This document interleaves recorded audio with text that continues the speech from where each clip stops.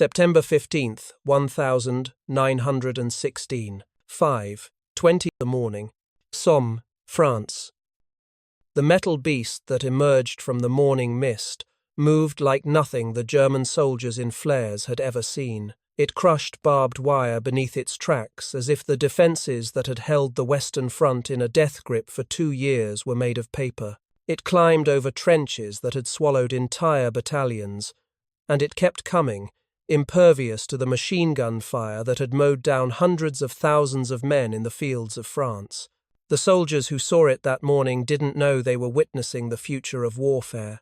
They only knew that the rules of battle, written in blood across the churned mud of the Somme, were about to be rewritten in steel. 3 months earlier, in the summer heat of June 1916, those same fields had become a graveyard on a scale that defied comprehension, and no one in the British High Command had any idea that salvation might arrive on caterpillar tracks. The 17th of June 1916, Thetford, Norfolk, 4:47 inches the afternoon. Second Lieutenant Arthur Inglis stood in the shadow of what the War Office insisted on calling a landship, though the hulking machine before him looked nothing like any ship he had ever seen. The late afternoon sun gleamed dully off riveted steel plates. The air smelled of hot metal and machine oil. Inglis, 23 years old, grammar school educated, recently transferred from the Suffolks, had been told this was the most secret weapon in the British arsenal. What he saw was a rhomboidal box on tracks, studded with guns, topped with a wire mesh roof to deflect grenades, and painted in a camouflage pattern someone had optimistically called Solomon's Seal. The thing was 26 feet long, 13 feet wide, and weighed 28 tons. It looked, he thought, like a water tank that had been beaten with hammers and taught to move. "Looks like a bloody shed on a tractor," muttered Private William Dawson beside him, a former Leicester factory worker who had operated textile machinery before the war. Dawson wasn't wrong. The Mark I mail tank, as this particular model was designated, carried 2 6-pounder naval guns in sponsons that bulged from its sides like tumours, plus 3 Hotchkiss machine guns. Its female counterpart, lighter armed, carried 5 machine guns instead. Both were powered by a 105-horsepower Daimler engine that could push the machine to a maximum speed of 3.7 miles per hour on good ground. On broken terrain, on shell-pocked fields, on the lunar landscape that the Somme offensive was creating mile by mile, that speed would drop to less than 1 mile per hour. A man could walk faster. A man could certainly hear better, see better, breathe better. Inside the tank, the temperature could reach 122 degrees Fahrenheit. The noise was described by one early crew member as like being inside a boiler factory during an earthquake. Carbon monoxide from the engines seeped into the crew compartment. Men vomited from the fumes. They bled from their ears when the guns fired in the enclosed space. They were bruised and battered as the tank lurched and tilted over obstacles, throwing bodies against hot metal surfaces. And yet, Lieutenant Inglis had been told this machine would break the deadlock on the Western Front. The war had been deadlocked since the autumn of 1914, when the German advance through Belgium and France had finally been halted at the Marne, and both sides had begun to dig. What started as temporary field fortifications had evolved into an elaborate system of trenches stretching from the English Channel to the Swiss border, a distance of approximately 440 miles. Between the opposing lines lay no man's land, a strip of devastated earth varying from 50 yards to half a mile in width, depending on the sector. This ground was defended by barbed wire in belts, sometimes 60 feet deep, by machine guns positioned to create interlocking fields of fire, by artillery that could be called down on any point within minutes. The British Army had learned the cost of assaulting such defences on the 1st of July 1916, the first day of the Somme offensive, when 19,240 British soldiers were killed and another 38,230 were wounded in a single day. It remains the bloodiest day in British military history. Men had climbed out of their trenches in waves, laden with 60 pounds of equipment, and walked toward the German lines. The German machine guns had cut them down in rows, bodies piled on bodies. The wounded drowned in shell holes. Entire battalions ceased to exist as coherent fighting units. The generals called for more artillery. The artillery pounded the German positions until the earth itself seemed to scream, and still the defences held. The problem was simple and insoluble. Infantry could not cross no man's land in the face of machine gun fire. Artillery could not destroy all the machine guns, no matter how many shells were fired. Even when bombardments created a moonscape of craters, the defenders simply dug deeper, built better shelters, and waited. When the barrage lifted, they emerged and set up their guns again. The attacking infantry, exhausted from crossing the torn ground, arrived at the enemy trenches to find the defenders ready and waiting. Attack after attack broke against the wire. The casualty lists grew longer, the generals grew more desperate, and no one had an answer. Almost no one. Lieutenant Colonel Ernest Swinton had begun thinking about the problem in October 1914, when the Western Front was still taking shape. Swinton, a Royal Engineers officer and official war correspondent, had seen the American Holt Caterpillar tractors being used to haul heavy guns. He wondered if such a machine, armoured and armed, could cross trenches and wire. He wrote a paper titled The Necessity for Machine Gun Destroyers. It proposed a tracked, armoured vehicle that could break through barbed wire and suppress machine gun positions, allowing infantry to follow in relative safety. The paper was filed away. Swinton persisted. In February 1915, he submitted a formal proposal to the War Office. It was rejected. The cavalry generals who dominated the British command structure saw no future in mechanical warfare. Horses, they insisted, would win the war once the breakthrough was achieved. The infantry generals saw limited utility in machines that might break down, that required fuel and maintenance, that could not replace the rifle and bayonet.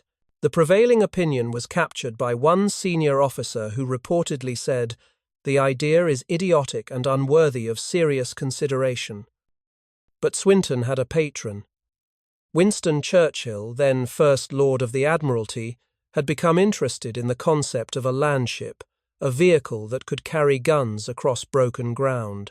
Churchill had the Royal Navy's Air Department establish a landship committee in February 1915. The committee's work was so secret that the vehicles under development were referred to as water carriers for Russia to disguise their true purpose. Workers at the factories building the prototypes were told they were making mobile water tanks for the Mesopotamian campaign. The name stuck. They became tanks. The first prototype, nicknamed Little Willie, was tested in September 1915. It could not cross a trench. The design was modified. The second prototype, Mother, featured the rhomboidal shape and track configuration that would define the Mark I. It could cross a 9-foot trench. It could climb a 4.5-foot vertical obstacle. It could knock down small trees. On the 2nd of February 1916, Mother was demonstrated before military officials, including Lord Kitchener, the Secretary of State for War. Kitchener, architect of Britain's volunteer army, the man whose face glowered from recruitment posters across the empire, watched the machine lumber across the test ground. His verdict was dismissive. "A pretty mechanical toy," he said. "The war will never be won by such machines." Kitchener was overruled. The demonstration convinced enough officials that an order was placed for 100 tanks to be built in secrecy and delivered to France for use in the ongoing Somme offensive. The Heavy Section Machine Gun Corps was formed to crew them. The men selected came from varied backgrounds. Some were mechanics and engineers, chosen for their technical knowledge. Others were selected for physical fitness and the ability to withstand extreme conditions. Many were volunteers attracted by the promise of something new, something that might end the war. They trained at Elverdon in Norfolk, then at Yvron in France, learning to operate machines that broke down constantly, that threw tracks, that burst into flames when hit by artillery. The tanks were mechanically unreliable, prone to overheating, vulnerable to mechanical failure. Of the 49 tanks that were eventually shipped to France for the September 15 attack, only 36 would make it to the starting positions. Of those 36, only 32 would start their engines on the morning of the battle. Of those 32, only 21 would actually enter combat. The rest would break down, ditch in trenches, or lose their tracks to mechanical failure. None of this inspired confidence. The tank crews were mocked by the infantry they were meant to support. One soldier from the Somerset Light Infantry, interviewed years later, remembered his first sight of the tanks with derision. "We thought they were a joke. Clumsy, slow, bloody noisy. We figured they'd get stuck in the first shell hole and that would be that. Give us a Lewis gun and a good position. That's what wins fights." Field Marshal Douglas Haig, commander of the British Expeditionary Force, had his own doubts. He had requested 150 tanks for the offensive, but had been promised only 50. Even that small number had not been delivered on time. The tanks were untested in combat. Their reliability was questionable. Their tactical employment was a matter of guesswork, but Haig was under enormous pressure. The Somme offensive, begun with such high hopes in July, had ground down into a bloody stalemate. British casualties were approaching 200,000. The French were demanding that Britain maintain pressure on the Germans to prevent troops being transferred to Verdun, where the French army was fighting for its life. The British public was losing patience. Haig needed a victory, or at least the appearance of progress. The tanks, unreliable as they were, represented a chance.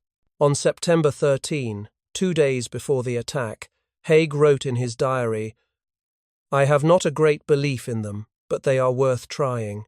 The plan called for the tanks to advance ahead of the infantry, crushing wire and suppressing strongpoints. The infantry would follow closely, exploiting the gaps created by the tanks. Artillery would support both. It was a sensible plan on paper. In practice, it required coordination between 3 elements, tanks, infantry, and artillery, that had never worked together before. The tanks had no radios. Communication between tank commanders and infantry officers would have to be done with signal flags, assuming anyone could see them through the smoke and dust of battle. The artillery had no way to know where the tanks were once the attack began, creating the very real possibility of British guns shelling British tanks. The infantry had been told to follow the tanks but had not trained with them and did not trust them. The entire operation was a gamble built on hope and desperation. The tanks moved up to their starting positions on the night of September 14. It took hours. The machines crawled through the dark, engines roaring, tracks clanking, announcing their presence to anyone within miles. Surprise was impossible. The Germans knew something was coming. They did not know what. Reconnaissance aircraft had spotted unusual vehicles moving toward the front, but the reports were confused. Were they armoured cars? Self-propelled guns? The German defenders in the villages of Flers and Courcelette, part of the third line of German defences, prepared for another British attack. They had weathered attacks before. They would weather this one. Their machine guns were clean and ready. Their ammunition was stacked in the dugouts. When the British came, they would be cut down like all the others. September 15, 1916, near Flers, France, 6:20 a.m. The British artillery barrage began at 6:20, 3.5 hours of sustained bombardment that pounded the German positions with high explosive and shrapnel. The thunder of guns shook the earth. The sky turned grey with smoke. In their assembly trenches, the tank crews tried to rest, tried to breathe, tried to ignore the knowledge that in a few hours they would climb into their steel boxes and drive them into hell. Lieutenant Inglis sat with his crew. 8 men in total, checking equipment for the 10th time. Driver, gearsman, gunners, machine gunners, commander. They barely knew each other. Some had been together for weeks. Some had been assigned to the crew days earlier. They would have to function as a single organism inside a machine where verbal communication was almost impossible over the engine noise, where visibility was limited to narrow slits and periscopes, where a single mechanical failure could leave them stranded in no man's land. "How long do you reckon we'll last?" Dawson asked, lighting a cigarette with shaking hands. Inglis had no answer.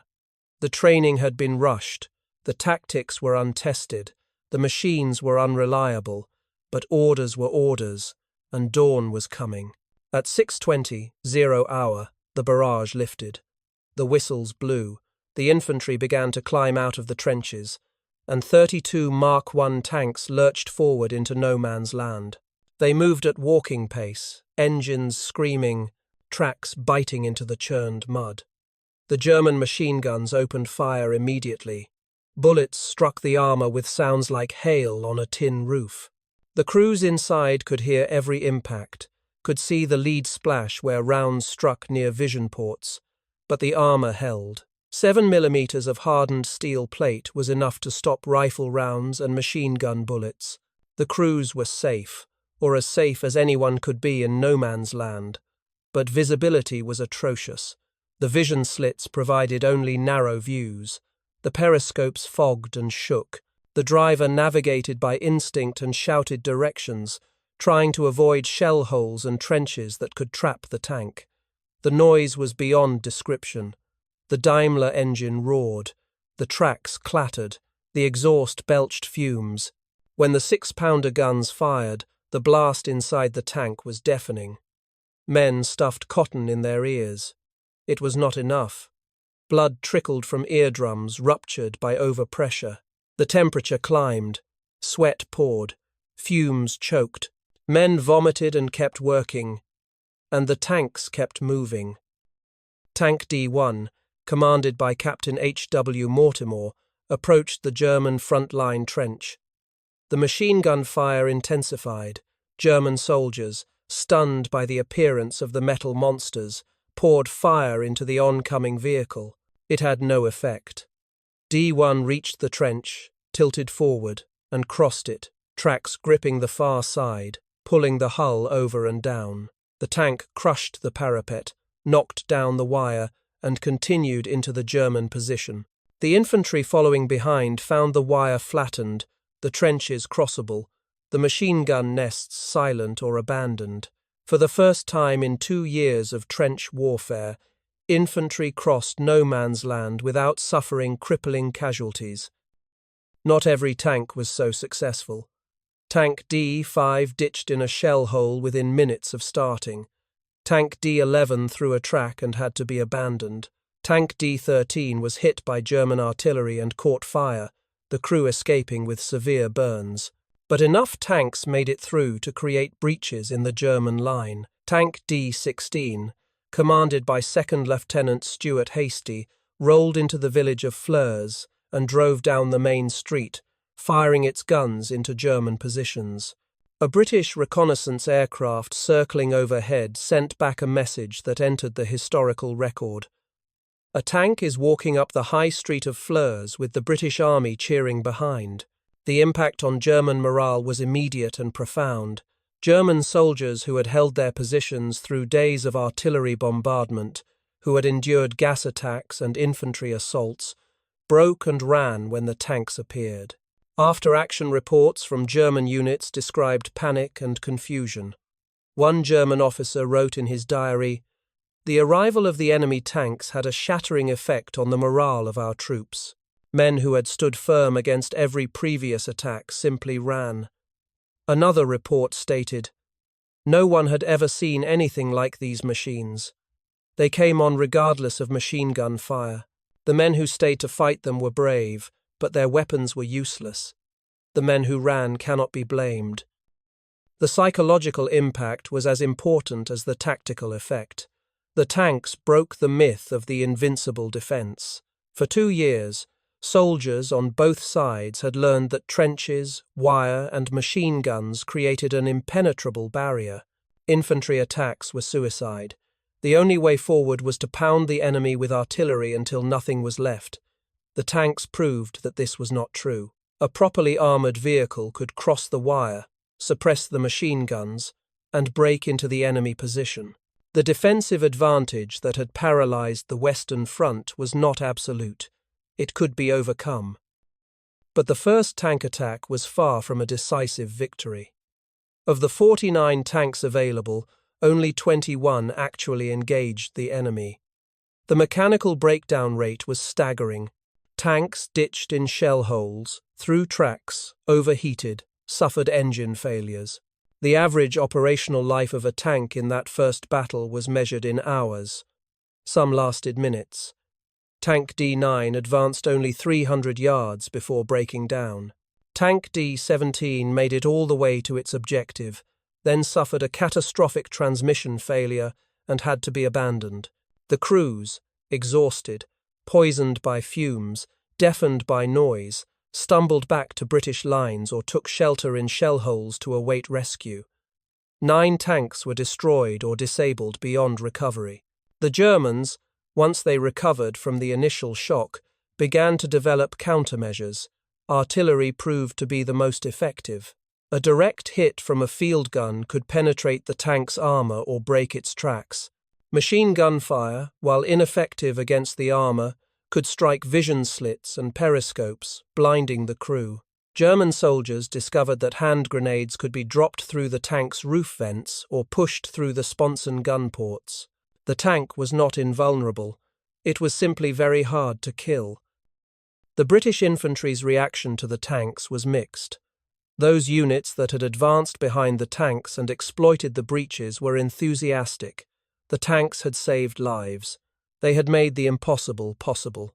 But other units, whose supporting tanks had broken down or ditched, saw no benefit and resented the resources devoted to the machines. One sergeant from the Royal Warwickshire Regiment wrote home, "The tanks are more trouble than they're worth. Half of them broke before they even started. The ones that worked did some good, I'll grant you. But they drew so much fire that it was dangerous to be near them. Give me artillery support any day." By the end of September 15, the British had advanced approximately 1 mile on a front of about 2,500 yards.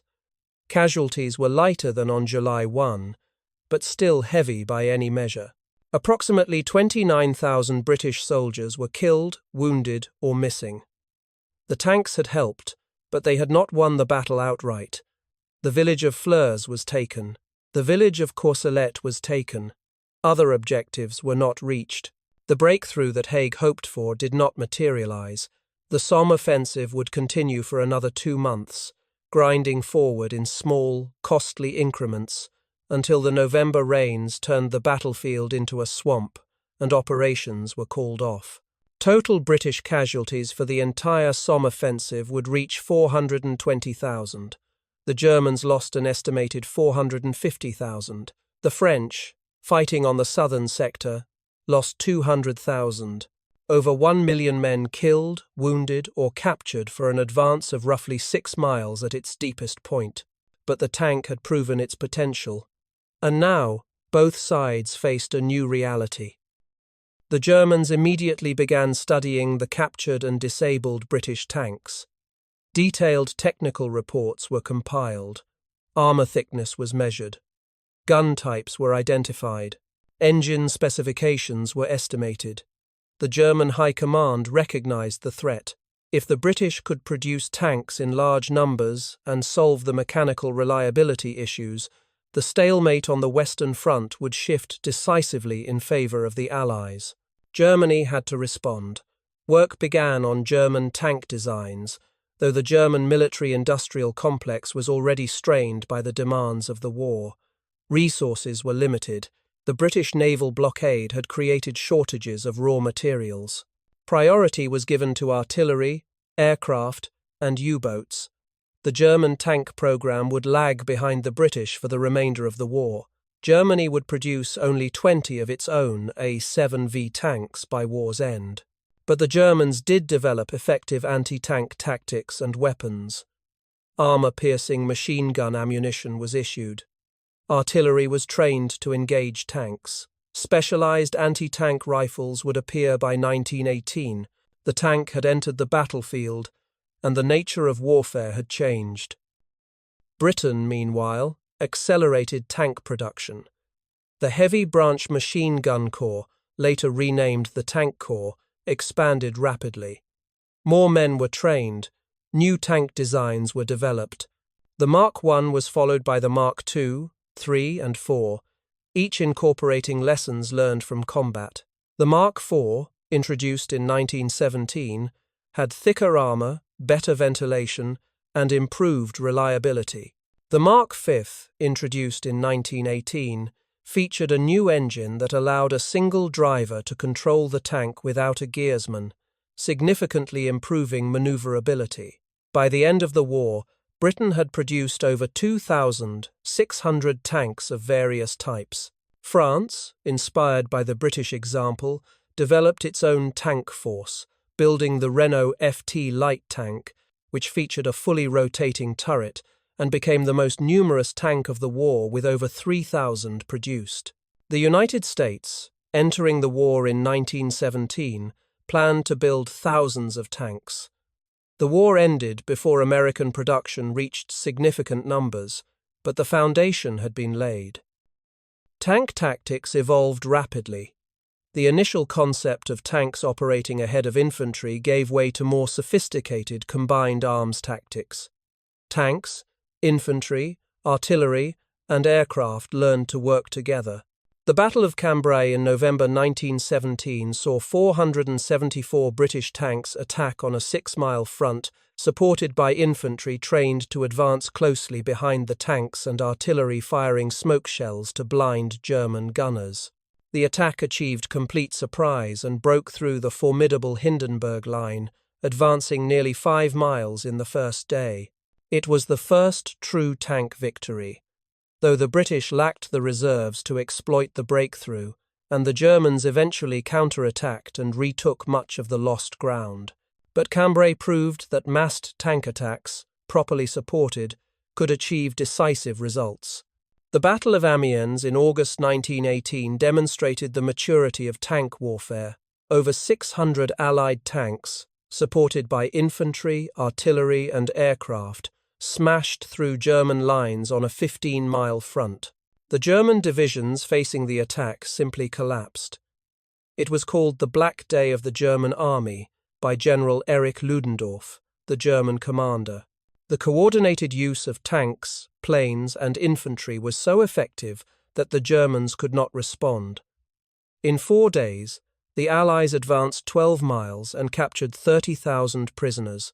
The offensive broke the German army's will to resist. 3 months later, the war was over. The tank had not won World War I single-handedly. The war was won by the combined effects of the Allied naval blockade, the entry of the United States, the collapse of Germany's allies, and the superiority of Allied resources and manpower. But the tank had broken the trench deadlock. It had made mobile warfare possible again. And it had demonstrated that technology could change the fundamental nature of combat. November 11, 1918, 11 in the morning. The Western Front. The guns fell silent. After 4 years, 3 months, and 1 week of continuous fighting, the Great War ended. The armies stood in place, staring across the broken ground at enemies who were suddenly, impossibly, no longer enemies. The silence was described by many veterans as more disturbing than the noise of battle.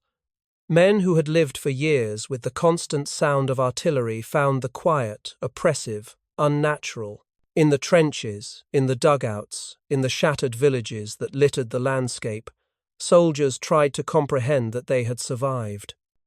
Among the survivors were the tank crews. Of the original tank crewmen who had gone into action on the 15th of September 1916, many were dead. Some had died in their tanks, burned alive when the vehicles caught fire. Some had been killed by artillery or machine gun fire after abandoning disabled tanks. Some had been captured and spent years in German prison camps.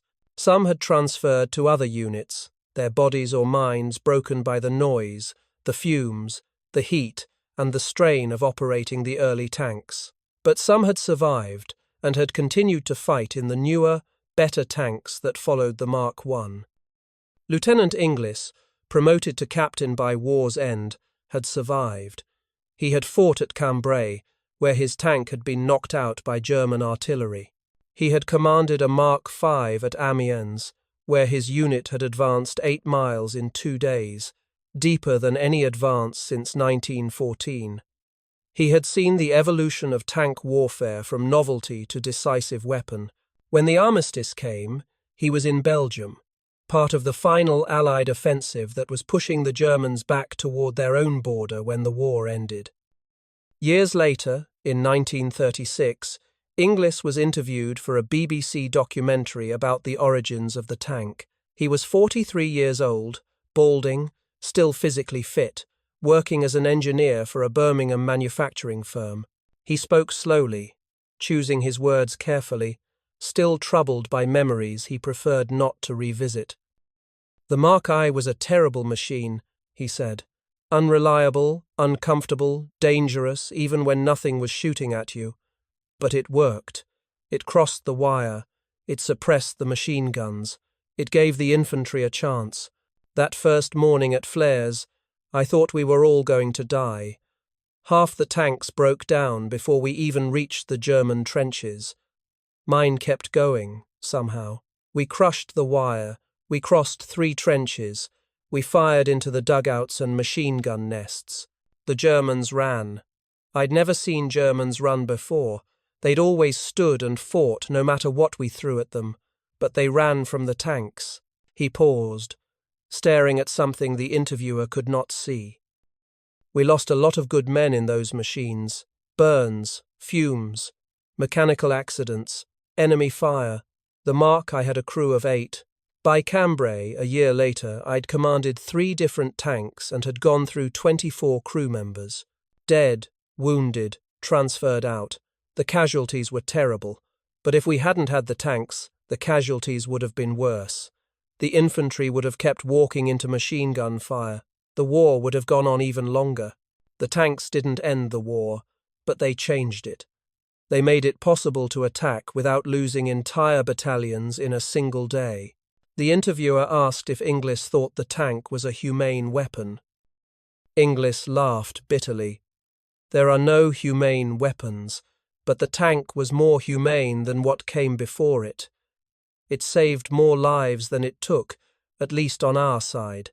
The Germans in the trenches, the ones who were killed when the tanks broke through, they probably didn't think it was humane. But war isn't about being humane. It's about winning. The tank helped us win." The legacy of the 15th of September 1916 tank attack extended far beyond World War I.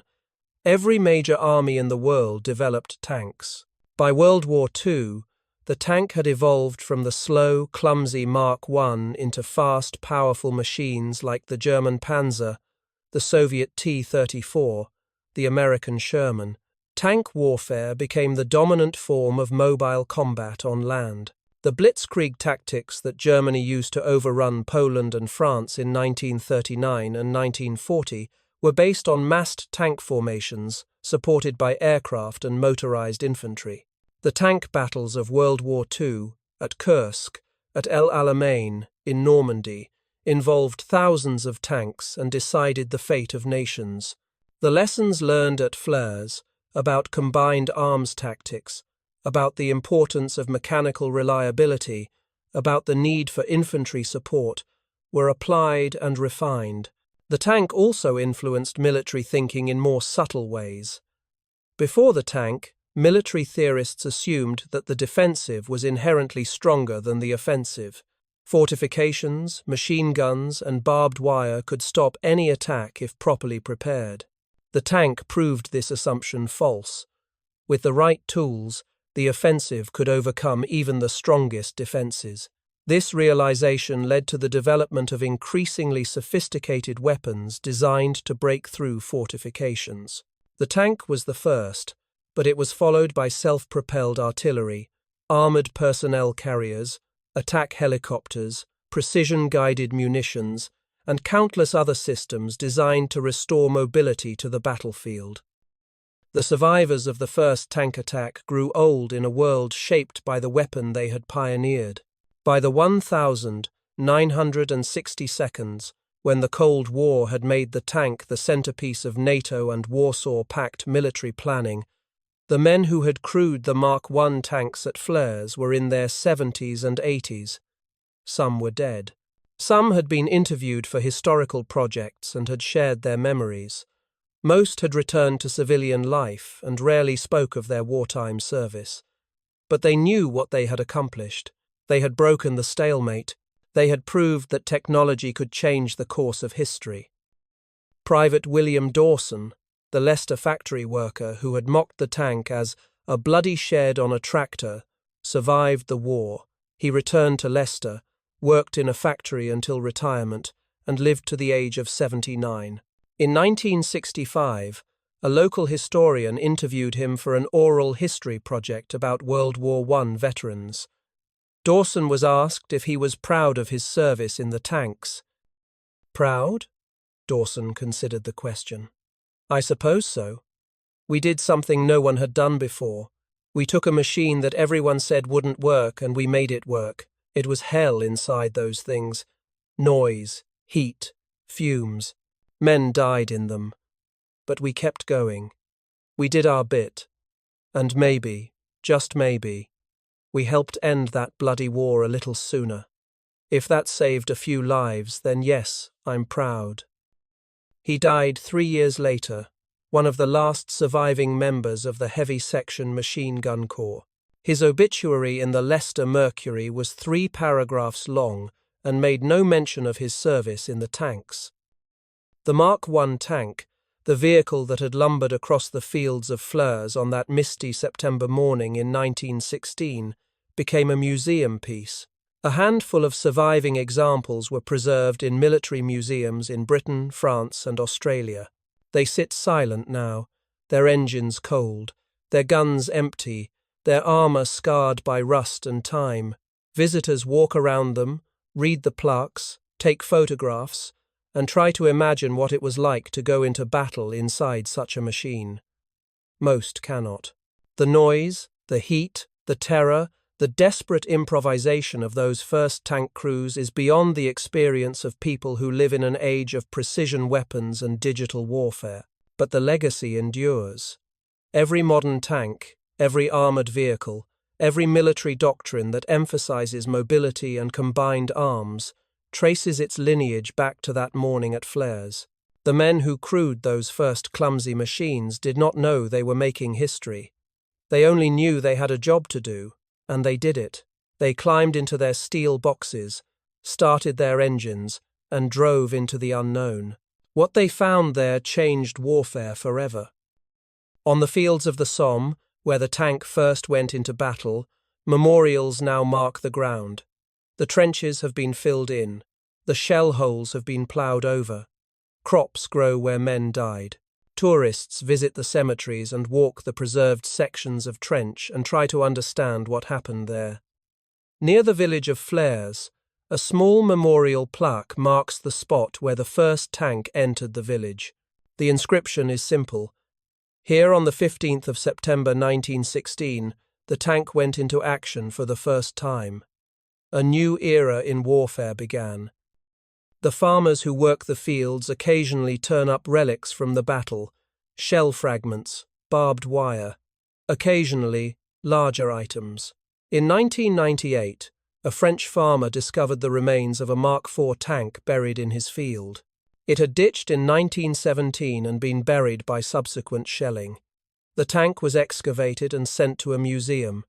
Inside, the crew compartment was intact. The controls were still in place.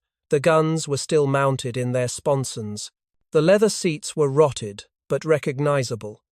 It was a time capsule from a war that had ended 81 years earlier. Standing beside that excavated tank, looking at the narrow vision slits through which the crew had tried to navigate a battlefield, at the cramped interior where 8 men had worked in heat and noise and fear, it is possible to feel a connection across the years to the men who fought in these machines. They were not heroes in the traditional sense. They did not charge machine guns or lead bayonet assaults. They were technicians, operators, mechanics who happened to be in a war. But they changed the world.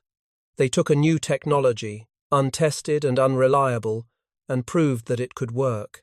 They showed that the deadlock could be broken, that the wire and trenches and machine guns that had paralyzed the Western Front were not invincible. The morning of the 15th of September 1916 marked a turning point, though few recognized it at the time. The tank that lumbered out of the mist at Flers was slow, unreliable, and uncomfortable, but it was also unstoppable. It crossed the wire that had held armies at bay for 2 years. It suppressed the machine guns that had killed hundreds of thousands. It proved that technology, properly applied, could change the fundamental balance between offense and defense. The men who designed the tank, who built it, who crewed it, who fought and died in it, did not know they were creating the future. They were trying to solve an immediate problem, to find a way across no man's land that did not involve walking into machine gun fire.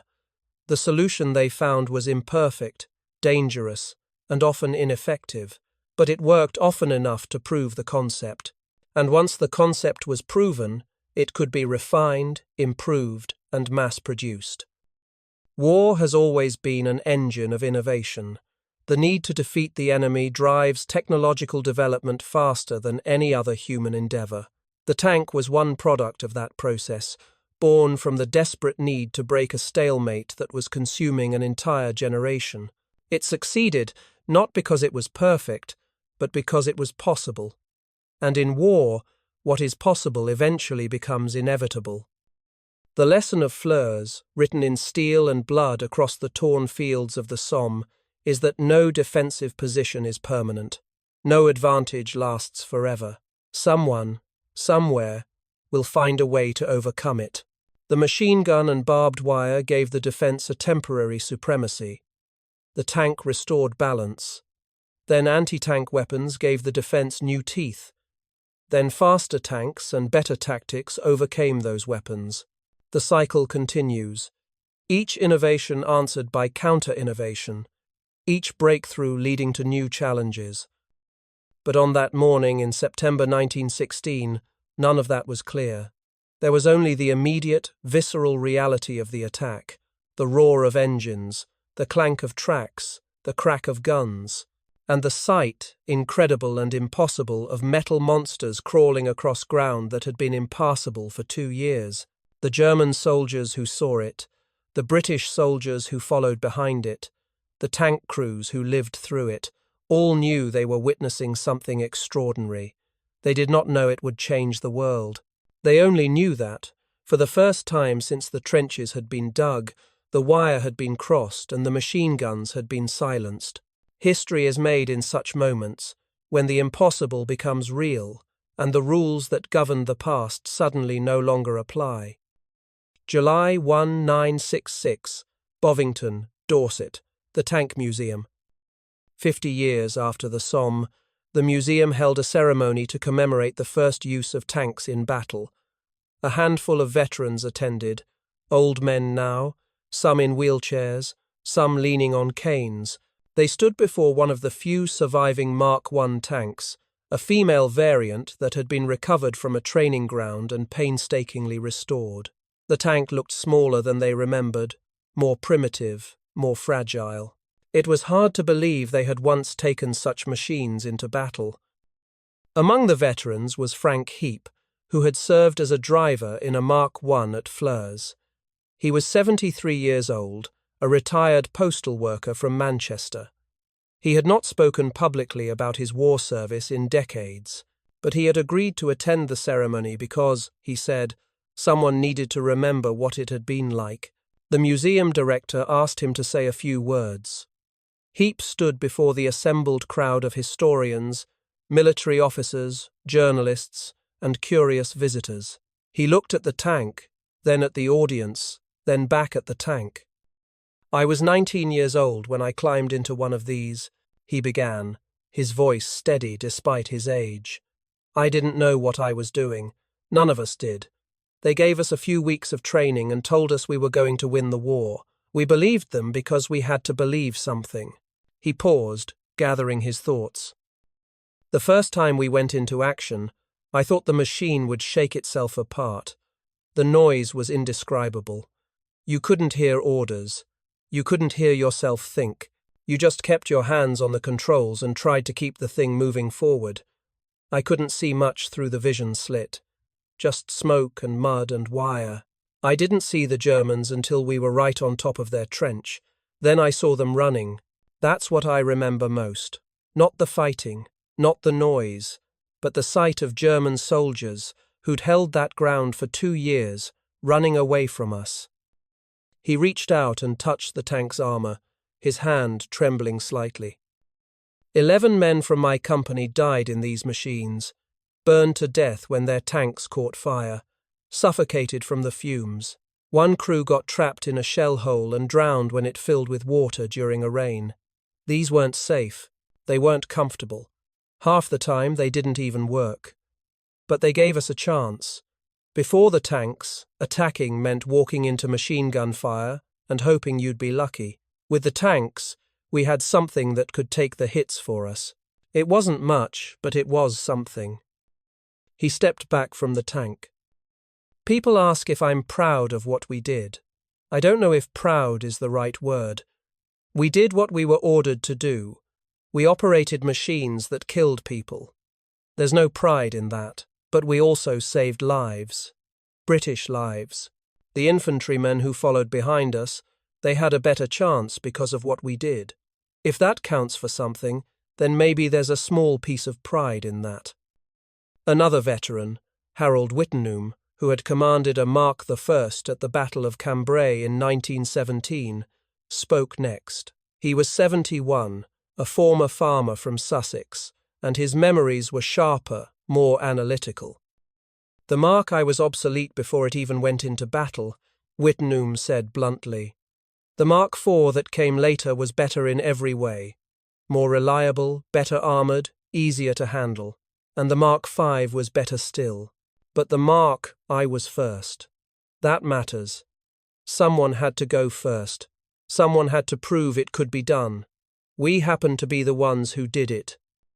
He gestured at the tank behind him. "This machine represents a turning point. Before September 1916, warfare was static.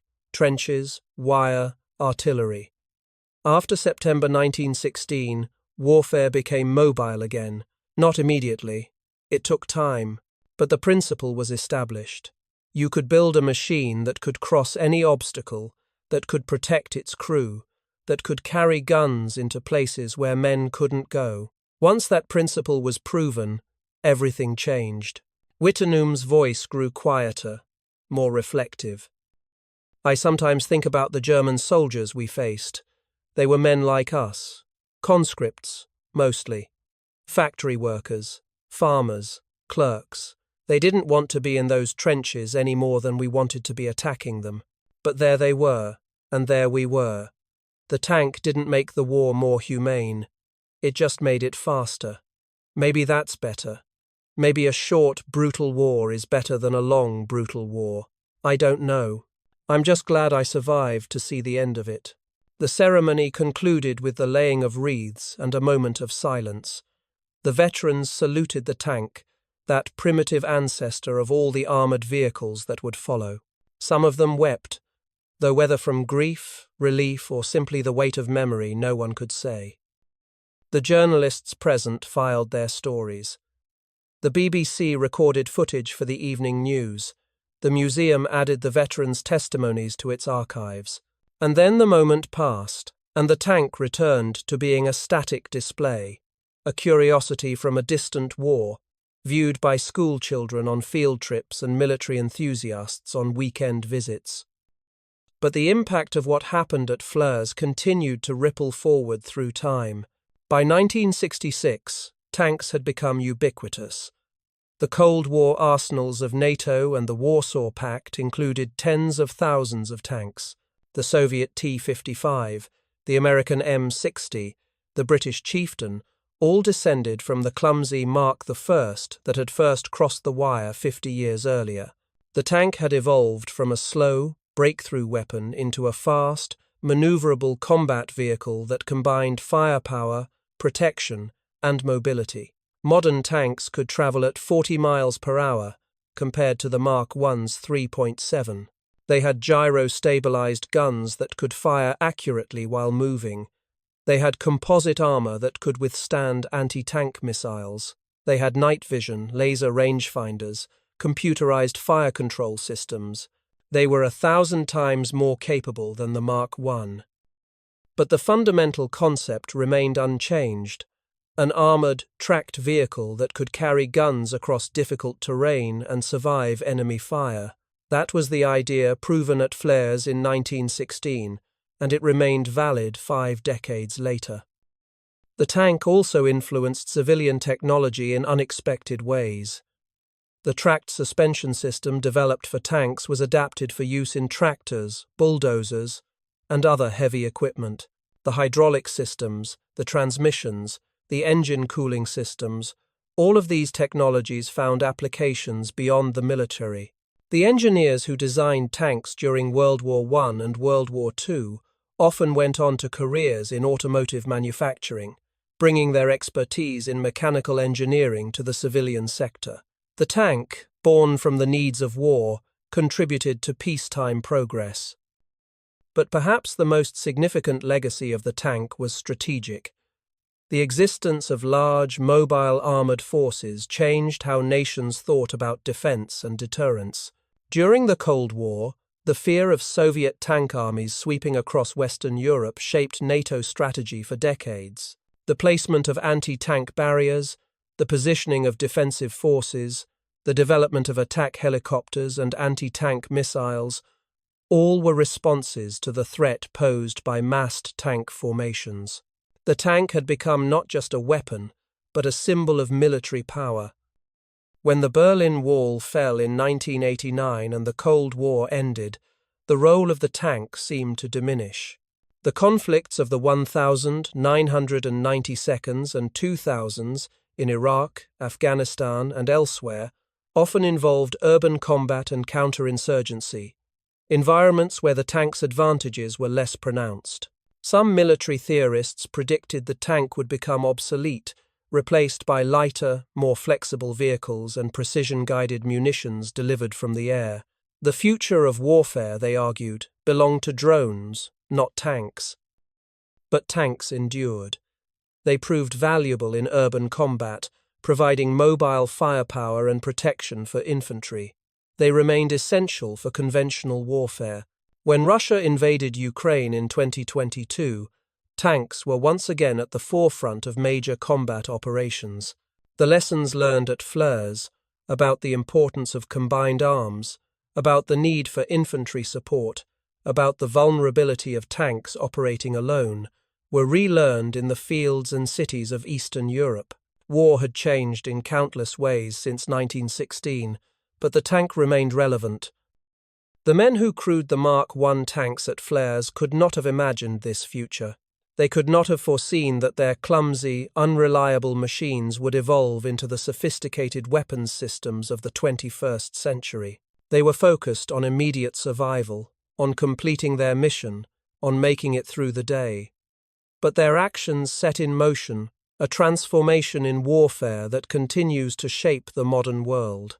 In the end, the story of the tank is a story about human ingenuity and adaptability.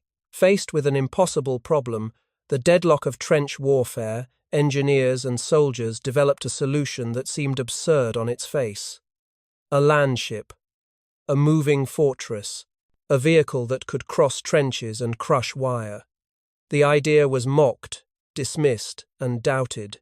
But when the Mark I tanks rolled across no man's land on the 15th of September 1916, All the mockery and doubt became irrelevant. The impossible had become real. The tank did not win World War I. No single weapon wins wars. But it changed the war, and in changing the war, it changed all wars that followed. It broke the stalemate. It restored mobility to the battlefield. It proved that defense was not invincible, that no position was permanent, that technology could shift the balance of power.